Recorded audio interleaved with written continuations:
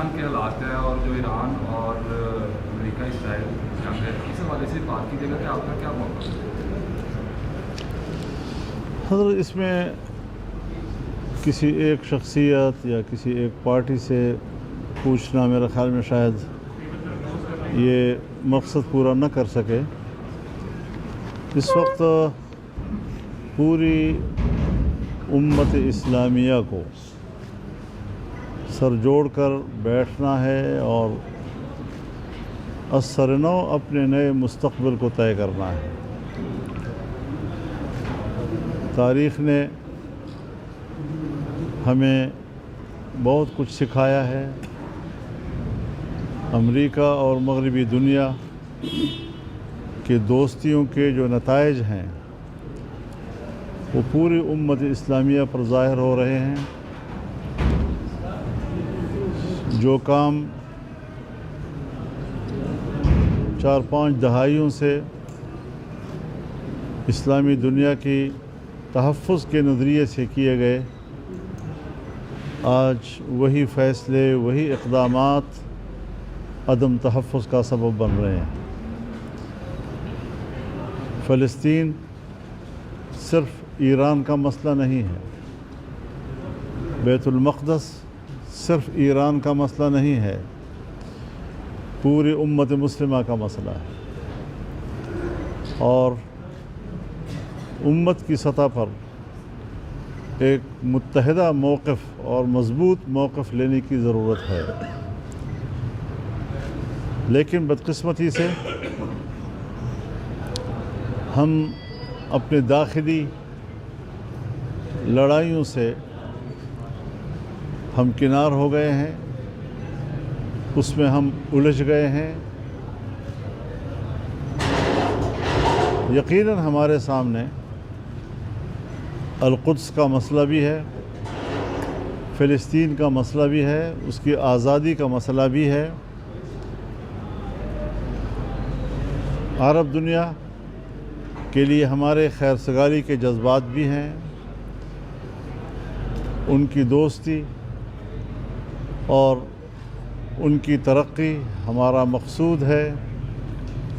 لیکن پاکستان میں آج ہم جن حالات سے دوچار ہیں، انڈیا کی طرف ہماری پوری سرحد اس وقت حالت جنگ میں ہے، افغانستان کی طرف سے ہماری پوری مغربی سرحد جنگ کی طرف چلی گئی ہے۔ چین پاکستان سے اب دلچسپی نہیں لے رہا، اس کے اپنے تحفظات ہیں اور ایران کی اپنی مشکلات ہیں۔ ان حالات میں ہم کسی کی پالیسیوں پر بحث کرنے یا ان پر تنقید کرنے اور یہ کہنے کہ تم غلط ہو اور میں صحیح ہوں، شاید یہ کافی نہ ہو۔ ہم من حیث القوم اس بات کو سوچیں کہ پاکستان کہاں کھڑا ہے۔ پاکستان بمقابلہ انڈیا، پاکستان بمقابلہ افغانستان، پاکستان ایران تعلقات، پاکستان سعودی عرب تعلقات، پاکستان خلیجی تعلقات، پاکستان اسرائیل، پاکستان امریکہ، پاکستان بیت المقدس، اس تمام تر حصار میں پاکستان کی پوزیشن کیا ہے؟ ہم نے تجویز یہی دی ہے کہ اس پر پارلیمنٹ کا مشترکہ ان کیمرہ اجلاس بلایا جائے تاکہ عوامی نمائندے وہ کھل کر اپنے وطن عزیز کے لیے رائے دے سکیں، اپنے تحفظات کا اظہار کر سکیں، اور اسٹیبلشمنٹ اور حکومت وہ قوم کو اور قوم کے نمائندوں کو مطمئن کر سکے۔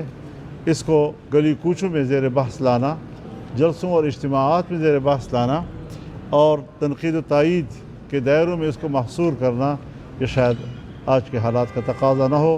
ہم نے پاکستان کے لیے سوچنا ہے، اس کے مستقبل کے لیے سوچنا ہے، اور پرامن اور اچھے پڑوسیوں کو ہم نے تلاش کرنا ہے، اور ہم نے اس کے لیے سیاسی اور سفارتی راستے اختیار کرنے ہیں، تحمل اور برداشت کا راستہ اختیار کرنا ہے۔ جنگ سے جنگ پیدا ہوتی ہے، جنگ سے امن پیدا نہیں ہو سکتا۔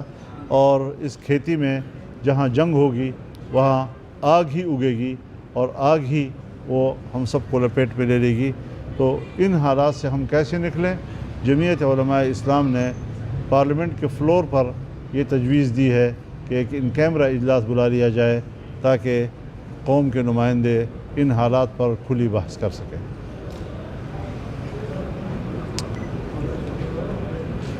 مولانا صاحب، پاکستان کی موجودہ سیاسی صورتحال کے حوالے سے کیا کہیں گے؟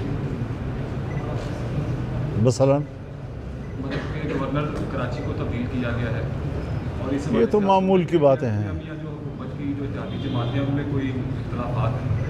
نہیں، یہ تو معمول کا مسئلہ ہے اور اس پر میں کیوں رد عمل دوں؟ اس پر رد عمل دیں حکومت اتحادی، کیونکہ وہ گورنر تو ایک اتحادی جماعت کا ہے جو حکومت کا اتحادی ہے، اس کا نمائندہ تھا، بعد میں تبدیل کر دیا گیا. تو یہ ان کا معاملہ ہے، ہم کسی دوسرے گھر میں جھانکنے کے لیے تیار نہیں ہوتے. مہربانی، بہت شکریہ. شکریہ.